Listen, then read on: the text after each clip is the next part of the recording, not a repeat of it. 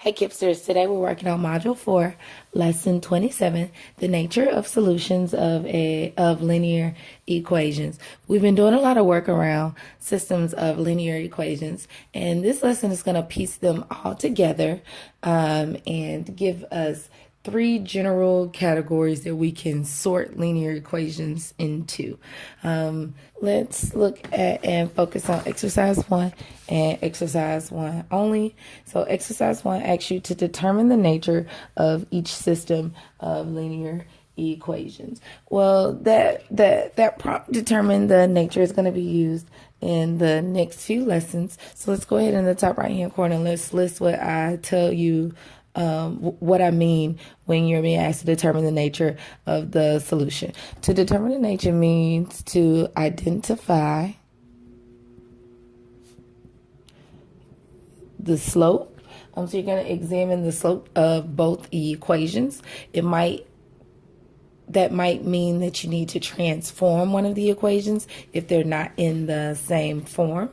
So you're going to identify and compare the slopes of the equations. And you're also going to identify and compare the y-intercepts of the equations. And then based on what you discovered in previous lessons, you are then going to be able to draw a conclusion about the linear system. So I'm going to model doing number 1 for you. So I've been given equation number 1. I'll be using the blue color to represent that equation. This equation is in what form? Yeah, this equation is in standard form. So I know in standard form, my slope isn't so easy to identify. It can be tricky because I do see a coefficient attached to the variable x, but I can most easily identify slope when equations are in slope-intercept form. So I'm going to write down equation number 1 so that I can begin to transform it into slope-intercept form. That means I'm going to isolate the y by itself. What's the first term that I'm going to move? Yeah, I'm going to move this 3x. I'm going to move that 3x using the subtraction property of equality because it's positive on the left-hand side. On my left side, my 3x's cancel, and I'm left with 4y. Notice I did not subtract 3x directly from that 5 because those are not like terms. Don't end up with 2x on your right. Yeah, a few of you may have, so go ahead and change that. I'm actually going to end up with 5 minus 3x. All right. I still haven't done my job, which is isolating this y. What could I do to isolate my y? I'm going to divide both sides by 4. Notice on the right-hand side, I'm dividing each term by that 4. When you see more than one term over on the right, you want to make sure each term gets whatever is happening to the left and the right-hand side. So my left 4 divided by 4 is going to cancel out, and I'm left with 5. Y equals 5 over 4 minus 3 over 4x. Well, that looks something like slope-intercept form, but let's go ahead and rearrange the equation on the right-hand side so that my x term is actually in the front. That equation in slope-intercept form is y equals negative 3 over 4x plus 5 over 4. Now, a few of you are wondering, why am I adding 5 over 4? Remember, operations are in front of our numbers. So because there isn't a subtraction symbol in front of this 5 over 4, I want to make sure I'm adding it when I transform the equation. All right, now that I have both equations in slope-intercept form, I can begin to determine the nature of the equations. Go ahead and type a sentence determining the nature of the solution of the system of equations based off of the slope and the y-intercepts and some things you've learned in the last 3 lessons. You should have said that the slopes of these 2 distinct equations are the same, which means the graphs of these equations are parallel lines. So what that means is that this system is going to have no solution when I plot these on a graph. All right, let's go ahead and move into example number 2. So same thing, we have some steps up top. So we know what to do. We want to determine the nature of the solution of each system of linear equations. Which equation am I going to have to do some work to? Equation 1 or equation 2?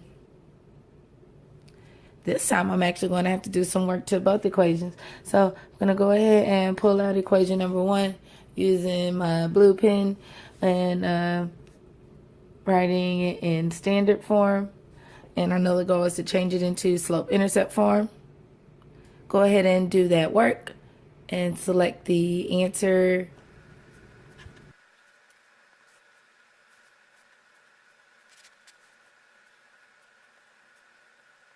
So I ran out of room, so I'm coming over here to the top to continue working.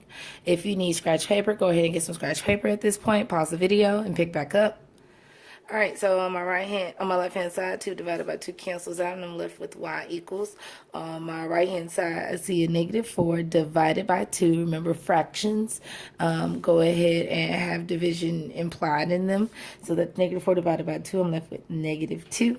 And I'm going to go ahead and leave -7 over 2 as a fraction because I see it's attached to x, so I know that that is my slope. This kind of looks like slope-intercept form, but what do I need to do to make sure I'm attending to precision? Yeah, I need to rearrange the equation so that my x term is in the front. Make sure you keep the negative with the fraction and the negative with the constant. And I'm actually going to go back to the top of my paper, and I want to box out anything that I'm transforming. That way I don't start to get confused with what I need to use on my paper. Alright, let's go ahead and transform the second equation. I'm going to use my color pencil so I could see the work just in a better format on my paper. Alright, so the second equation is x minus y equals 5. I want to move my x term from the left to the right.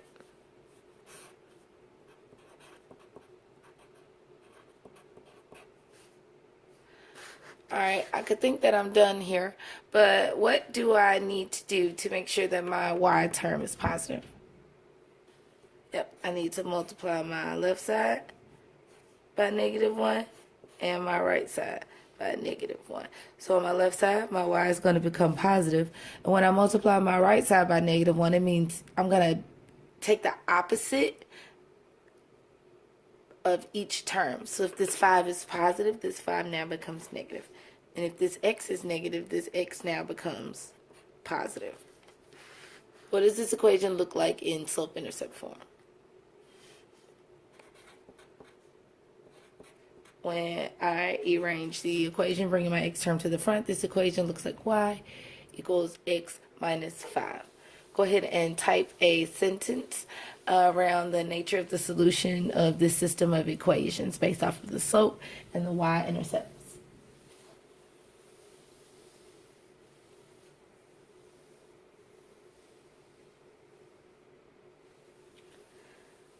All right.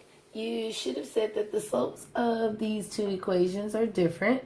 So that means that these equations are two distinct non-parallel lines. And that these are going to intersect at one point, which means that they have one solution. Okay, so let's go ahead and move to example 3.